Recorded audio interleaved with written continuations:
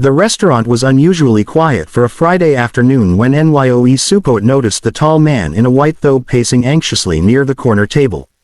His hands trembled every time his phone buzzed, and he kept whispering words in Arabic that most people around him would never. But Nyoe understood perfectly. He had grown up in Aceh, but his years spent working in the Middle East had left him fluent in Arabic. And it was that fluency that turned an ordinary workday into something unforgettable. The hook. "Excuse me, brother," Nyoe said softly as he placed a glass of water on the table. "You sound worried. Can I help you?" The man's eyes widened. "You speak Arabic?" Nyoe nodded. The stranger introduced himself as Sheikh Abdul Rahman, visiting Aceh for a charity project.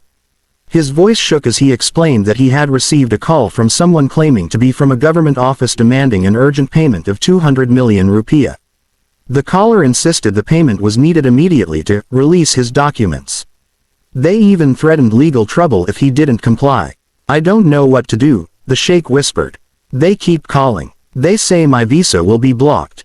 Nyoe felt a jolt in his chest, not of fear, but of certainty. He had heard this scam before. The turning point. "May I listen when they call again?" Nyoe asked. The sheikh hesitated, then nodded gratefully. Not even a minute passed before the phone rang again. Nyoe answered with a calm confidence that masked the tension in his chest. The voice on the other end demanded the money in fast, forceful Arabic. Nyoe listened. Then he unleashed a response in flawless Arabic, sharp enough to slice through the scammer's lies. "Stop threatening this man," Nyoe said firmly. "You're not an officer. You're a criminal, and if you ever call this number again, we will report you to the authorities." There was silence. Then the scammer hung up instantly. The sheikh stared at Nyoe, stunned. "You saved me," he whispered. Nyoe smiled modestly. Anyone would have done the same. But the sheikh shook his head. "No. Many people would have ignored it. Many would have watched silently. You stepped in." An unexpected twist. Just as they were about to relax, the sheikh's phone buzzed again, but this time, it was a video call from his assistant back home. The moment the assistant heard what happened, he insisted that Nyoe stay on the call. After listening to the full story, he turned to the sheikh and said, "Sheikh, Allah sent this young man to you today. This scammer has been targeting foreign donors. You're the first one who didn't lose money." The sheikh's eyes softened. "You've protected not just me," he said to Nyoe, "but our entire charity mission." The emotional climax. Later that day, the sheikh returned to the restaurant.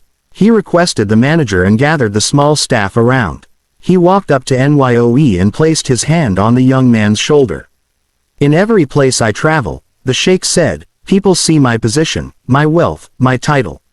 But today, God showed me something different." He paused, voice thick with emotion. "He showed me humanity." Everyone listened silently. "This man," he said, "asked for nothing. He stood up for someone he did not know.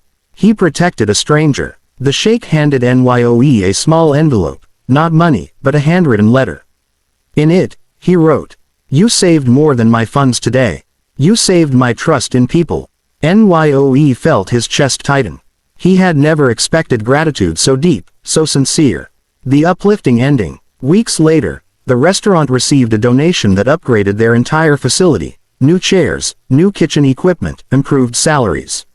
Attached was a note, from a grateful traveler, in honor of the young man who reminded me that kindness still exists. When Nyoe read the message, he didn't feel proud. He felt humbled. The world was full of noise, scams, manipulation, fear. But sometimes, all it took was one honest voice and one act of courage to change the direction of a day. Or even a life. And though the sheikh returned home, he often sent messages to ask how Nyoe was doing.